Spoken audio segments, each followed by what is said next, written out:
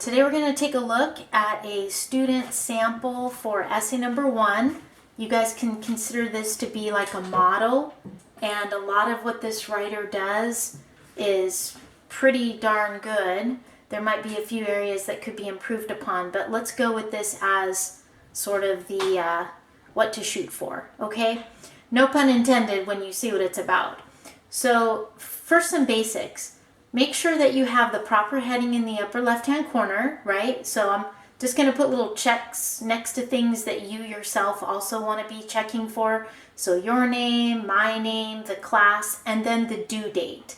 Okay, and we don't use commas when we're doing military style, so day, month, and year. In the upper right-hand corner, we want to keep track of our pages by putting your last name, space, and the page. And then you'll notice that on every other page after this, and of course it doesn't work as well when you're doing it online, if you're doing a text input. I hope that most of you guys are doing it as a PDF, so it looks like a formatted paper. But each page after that will also have your last name, space, and the page. All right, so let's dive in. Let's take a look at what this writer does well. First of all, look at the title. So make sure that, first of all, your paper has a title, but also that it's not just a drab old essay number 1 title. We're going to talk about titling strategies when we do the second essay, and there are far better ways than even this one, but at least it's better than just essay number 1. Okay, so something up there centered at the top. First paragraph, remember, is super basic. We're not going to worry about having any fancy schmancy beginning. In fact, everybody's going to start the same way, where we are just going to define a DC, right? What a discourse community is. And I left this blank because you guys can check that out yourself, and I'll have 25 variations of that definition, but just put it in your own words. The second sentence, so nice short intro. This is your thesis, and remember, in your thesis, like all good thesis statements, we need to identify our limited topic and we need to have a slant. And in this case, your limited topic is identifying your discourse community, and then it's making some sort of a judgment about it. So being a member of the California Rifle and Pistol Association, right, that's what I meant by let's give this a shot, can certainly result in meaningful experiences and personal growth. So this is our limited topic, whatever your group is, and this all-important word right there is going to be our slant, because that is the judgment. And we talked about how using a should statement doesn't necessarily work with this particular prompt, because you can't force anybody to join your group. You can only judge the group positively or negatively. Okay, then we get into the second paragraph. Remember, the purpose of the second paragraph is to provide a specific definition, or better yet, an explanation of your DC. So you have to assume that the reader has no idea what this group does, what it's about, its history, and so you're going to give us that information. And look, it's not that long. You don't want to make it longer than about a half a page. I'll put that over here. But it should contain important information. So we start off with the name of the group again. Notice what this writer has done. This is clever. You can start using abbreviations for your group, especially if it's some kind of a lengthy association title. From this point on, if you just want to use the acronym, go right ahead. So what is it that she tells us here? She tells us the starting point. So we do get a little bit of history. Started way back in 1875. What is it? It's a nonprofit. Talking about its members, tens of thousands of members. So I'm going to put who over here in terms of the number of active participants. This is just California, as it suggests in the title itself. And then she talks about who's in this organization, right? Not just the number of people, but who are these people? What type of people are they? So she says a diverse cross-section of the general public, including, and then she describes them: believers in the right to choose to own a gun for defense, competitive and recreational shooters, hunters, gun safety experts, youth, women, police officers, attorneys, judges, coaches, trainers, families, and parents. So we get a nice little overview right here of the membership.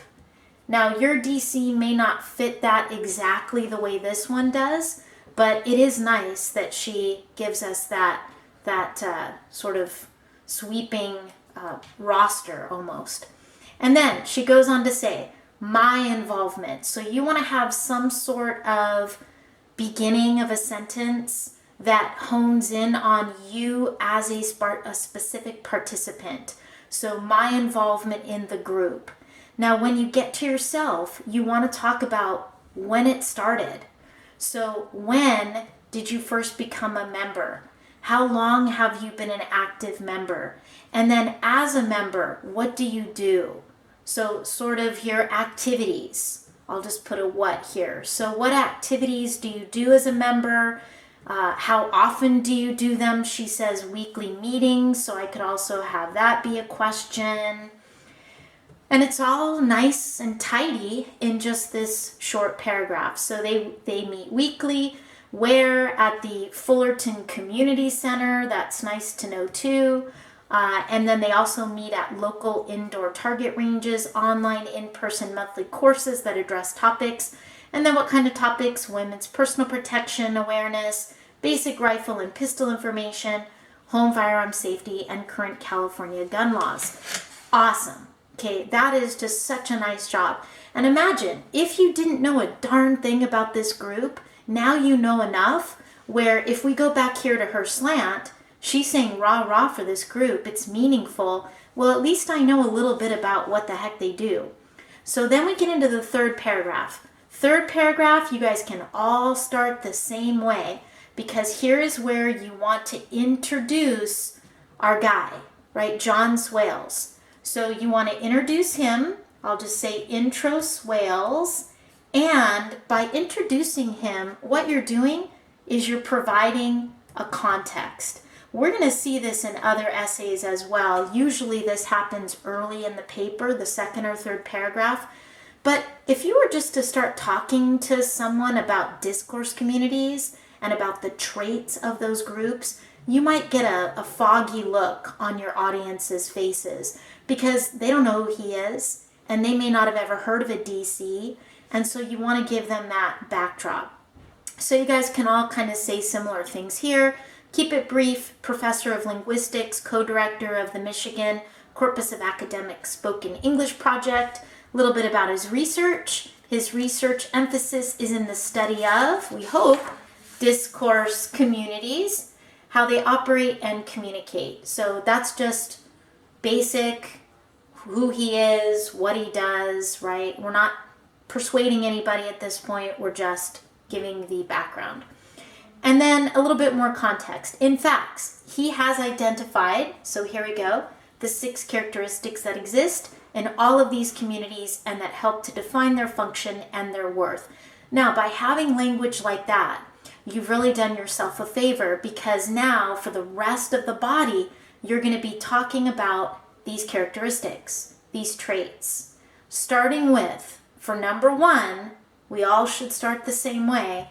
Let's go with goals. So this is a nice transition here. The first of his characteristics is that each group has a common goal. Now you guys are going to have some choice about how you arrange your other characteristics, but as I mentioned, everybody should start with the goal, okay? Because every group has to have one. So what does this writer do? Well, notice this is a chunky paragraph. It goes all the way from here to the rest of page 2 and then a little bit onto page 3. Does your paragraph have to be that long? Not necessarily. In fact, according to the prompt, each paragraph could be about 3/4 of a page. I talked to this writer about that and she said she knew that she had gone a little bit more. The paper ended up being a little longer than it needed to be, but she felt like this particular story that she tells for the goals was necessary. So as long as you're being intentional, that's fine. So she says the common goal, now I want to know what that is. Indeed, remember she can abbreviate, we share a whole list of goals. Now she was clever here. what she did was she went to their official website. So if you have a group that has a website, awesome. Take a look at what their stated goals are. She took it right off the site. To protect and defend the Constitution of the United States and the individual's right to keep and bear arms, both in public and private. For this paper, you guys do not need any outside citations, but if it was something like this, where there is literature specifically connected to your group, whether it's in writing, like a manual, or on a website, and you wanted to quote from it, that's fine. Okay, that's just the way she did it. She goes on to explain, in addition, nice transition, its objectives are to educate the public about safe gun practices and responsible gun ownership, got a nice list here, comma, to encourage shooting as a sport, as well as for hunting and self-defense, comma, and to compete in national championships. Very nice. Right, all of these things, this is what we do, she's telling us. This is also brilliant, these are all noble goals. You want, throughout your paper, to be reminding the reader of your slant. Because remember, your goal is to prove something to us. This is an awesome group. So by using a word like noble, this kind of goes back to our idea of code, right? Our diction. We sprinkle words throughout the paper to remind us this is one of those words. These are noble. Okay, so she says these are noble goals and my life has been enriched. There's another positive word because of them. So here we go. Now we're getting into a story. And this is how you guys want to do it as well. Each of your body paragraphs can start by setting up the trait, explaining it, describing it. What's the goal? Second part of the paragraph is where you do your storytelling.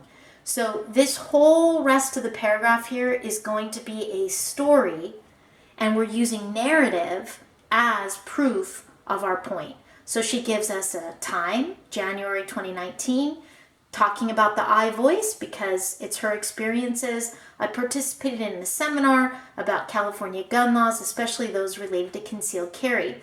And then more specifically, the church I attend, she names it, in Mission Viejo, had been receiving several threats from anonymous emails from people who claimed they wanted to make us go away.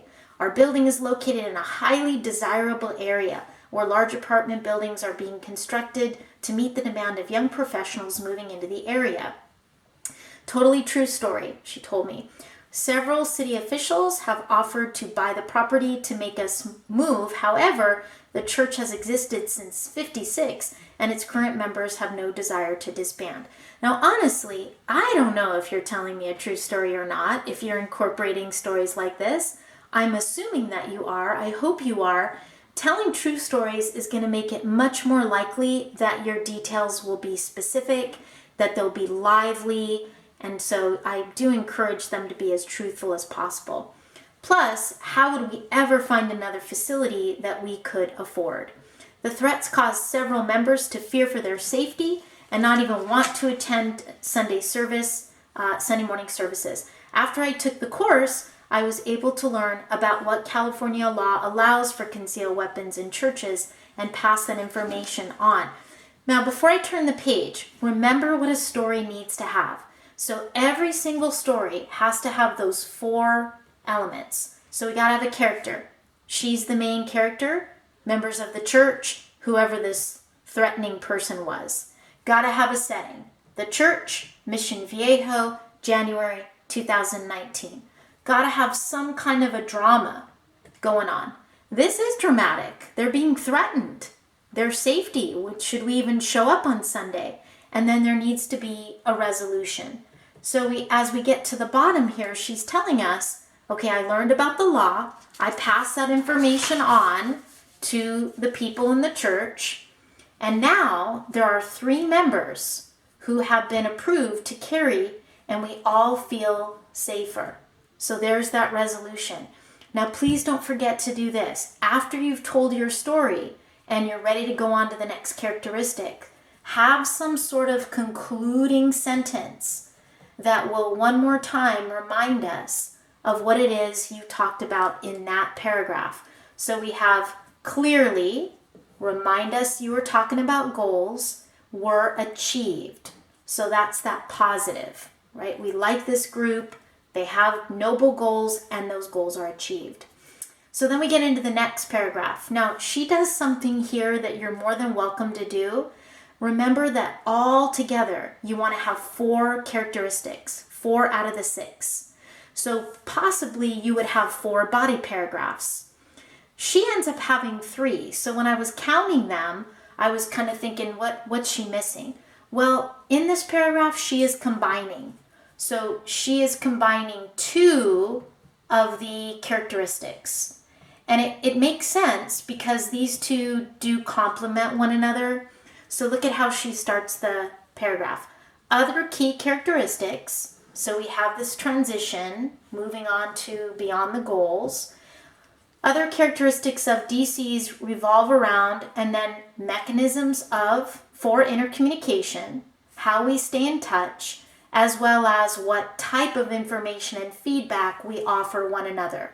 So we have 2 things. We have the mechanism and we have the type of information and feedback. So those are 2 traits. This paragraph is a little bit shorter, right? Shorter than the previous one for sure, but it still meets that 3/4 of a page or so. And she does meet the overall page requirement. So let's see how she combines these and how she tells a story. So she says the main means of discourse, so remember this is how you communicate, is through discussion boards from the website.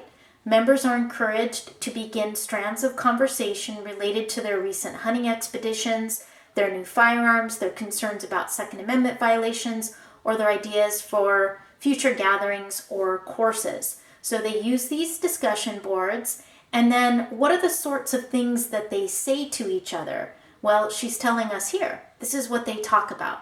So discussion boards, this is what they talk about. Text alerts that members receive, and what do they say in these texts? Remind us of upcoming events, deadlines to vote on initiative, tips of the trade of marksmanship. So we are combining nicely the way they communicate and the types of things they say. And then, one more time, we get into a story.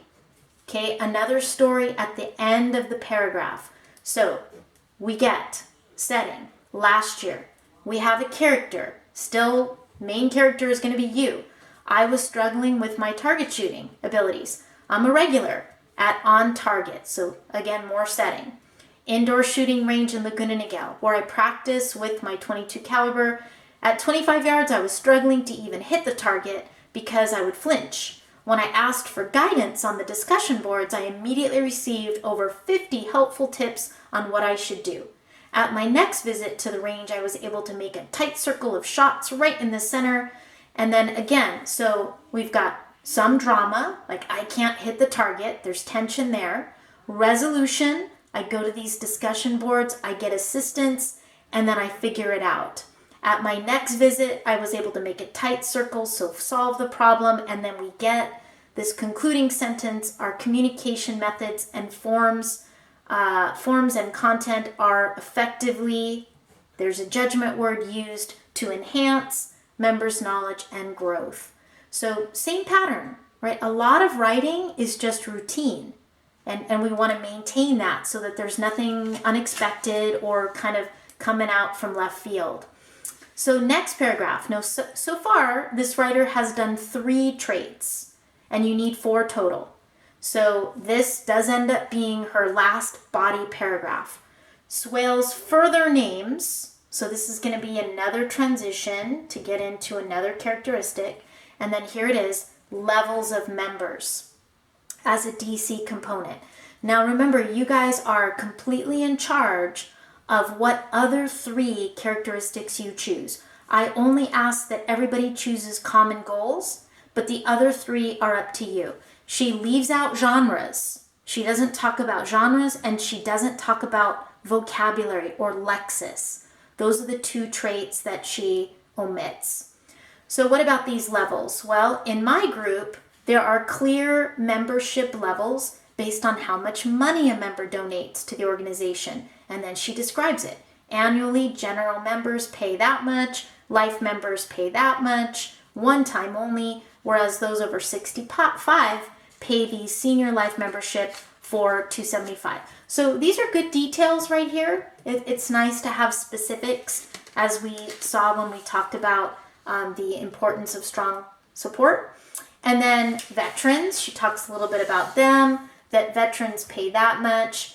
And then she says, in addition, so still maintaining this nice use of transitions, there are 3 levels of membership dependent on the amount donated over and above basic. And she's getting into it a little bit more here. She talks about the Defender life, or the bronze level, the silver level, the gold level. Okay, so that, hey, we're understanding our group pretty well. But now what about the story? So I was waiting for that. She says, because I am low income and also a student, I was able to get an additional discount and pay only $10 yearly. So this is really where she's getting into the storytelling. She's still the main character. She's talking about a bit of a problem she's running into financially. She contacts the foundation. She explains her inability to pay the membership, and she's advised to apply for a scholarship. So here comes the resolution. The foundation, and then she describes how they currently offer both a collegiate shooting scholarship and a conservation scholarship intended to support students who believe in the preservation of the Second Amendment and conservation of wildlife in California. So my DC. Now this story, I did talk to her a little bit about maybe her ordering of characteristics, because you guys remember the word emphatic. We talked about that not too long ago. Everything is intentional, and we do want our essays to build momentum. So whatever our final body paragraph point happens to be, it should be our strongest. And if this one was maybe not quite so strong as maybe when she was talking about the communication methods in her previous paragraph, she could have flipped those, okay, because the story is a little bit briefer. But it does the job, right? She has resolution, and then we come back to the concluding sentence. My DC is a commendable group. So many of these buzzwords that tell us the slant, the judgment, because even though there are different types of members, everyone is treated the same. We all get a special membership card, a card decal, a subscription to Firing Line magazine, and access to all webinars. So please, in your own essay, you want to think about these constants. What's happening over and over again? The explanation of your characteristic, the story that directly reveals to the reader what your judgment is about the group, positive or negative, and then some wrap-up statement at the end to remind us that this is a positive or negative group. Now let's look at the conclusion. So we haven't talked about some snazzy ways to conclude your paper, just like we haven't done that with intros. We will. For the time being, you can keep it short and just try to do a couple of things. So look what she does. First, we start off with one of those fist pounders. Not in conclusion, not in summary. We say clearly, or we say indeed, or we say certainly, or obviously, and then we restate. Belonging to the discourse community of the California Rifle and Pistol Association has enriched my life, remind us of the positive, and provided me with useful information and skills. So this is just a reminder of what it was we were attempting to prove throughout the essay, restatement of thesis. Now, what does she do in these last couple of sentences? So she says, DCs, discourse communities, are ideally designed to add meaning to members' daily lives, not to discourage or create unhealthy competitions. So she's kind of saying philosophically, this is what they're intended to be. And then her very last sentence, which is smart, is to just one more time say, hey, look, my group exactly does that. So in a way, it's sort of inviting everybody to join her group because of how terrific it is. So I hope that having seen this play out, this gives you some pointers of what to do in your writing.